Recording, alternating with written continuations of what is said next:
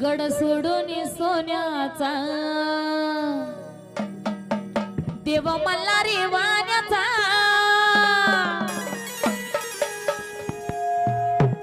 बारीक झालं पाहिजे अहो गड सोडून सोन्याचा मग देव मला रे वाण्याचा येता बानूची आठवण ग केला विचार